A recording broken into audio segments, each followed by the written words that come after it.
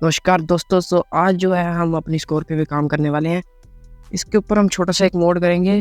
वैसे तो मैंने इसके ऊपर वीडियो बनाई थी, पर मेरा बार इसी मोड के करके जो है बार खर्चा हो रहा था।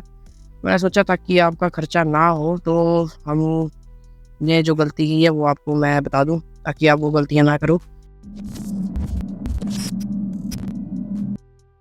तो मेनली जो है हम ये वाली जो विसल होती है, टर्बो वाली विसल, ये हम अपने स्कॉर्पियो में लगाएंगे।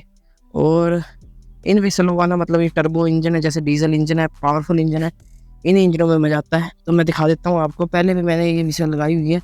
अब मैं बताता हूँ मैंने गलती क्या की थी ये विसल लगाने के टाइम पे। यहाँ पे आप देख सकते हो, यहाँ पे सिलेंसर पे जो है मैंने ये लगाई हुई है टर्बो वाली विसल।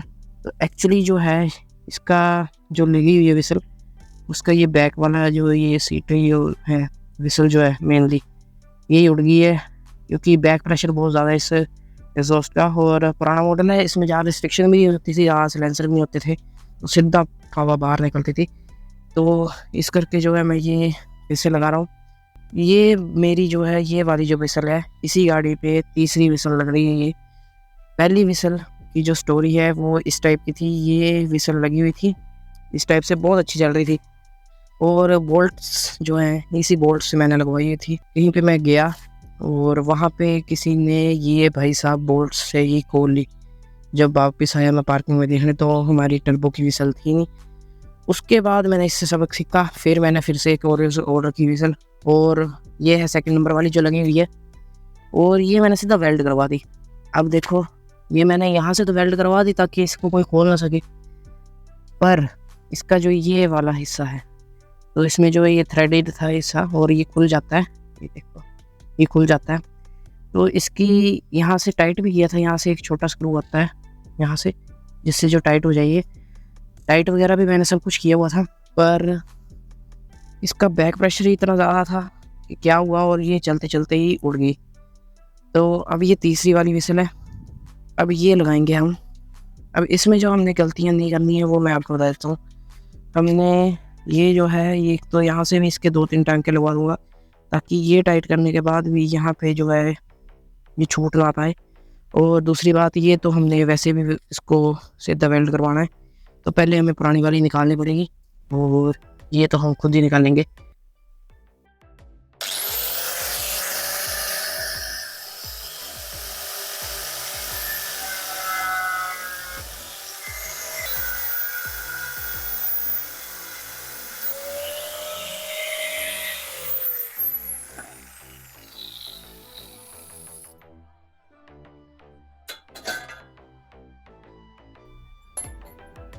अभी मैंने ना मतलब टेस्टिंग के लिए लगाई है। अभी खड़क भी रही है, आपको सुनाई दे रही होगी बहुत ज़्यादा। तो हल्का सा एक्सीलरेटर दिखा देखता हूँ, देखे कैसी आवाज़ कर रही।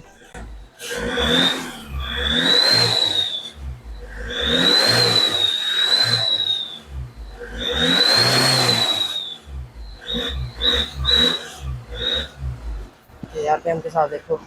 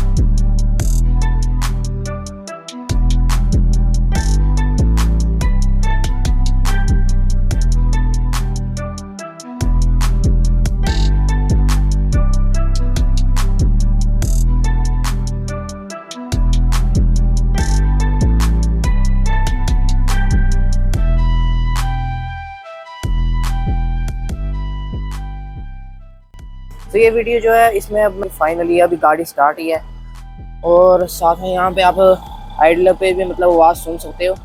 वेल्डिंग हमारी हुई है। काफ़ी दिन मैंने इसको टेस्टिंग करके देख लिया है, मतलब सबसे बढ़िया जा रहा है अभी तक तो। बाकी इसकी अभी आवाज़ आप आइडल पे सुन ही सकते हो किस तरह की आवाज़ है इस पर।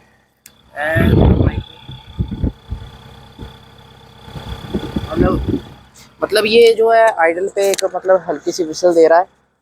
सो आइडल पे आपने इसकी आवाज़ अभी सुन सकते हो आप, बिल्कुल हल्की सी एक विसल सी आवाज़ दे रहा है, ज़्यादा पता नहीं लग रहा मतलब लगाई है आपने विसल वगैरह की नहीं। और मैं आपको इसके ज़रा से अब शॉर्ट्स दिखाता हूँ, ज़रा सा आपको स्टैंडिंग गाड़ी पे ही मतलब रेव करके दिखाऊंगा कि किस तरह की आवाज़ आ रही है। तो कैमरे की दूरी पे ही जो है मैंने माइक सेटअप किया हुआ है, क्योंकि ज़्यादा पास कर देंगे तो फिर ज़्यादा ही मतलब विसल की आवाज़ पता नहीं लगेगी।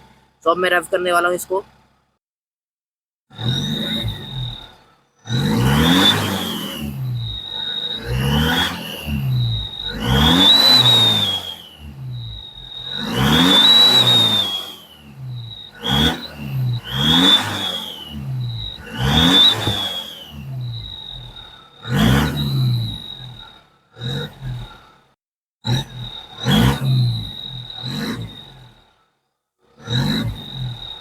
तरह का मतलब कुछ इसकी आवाज़ का सेटअप है।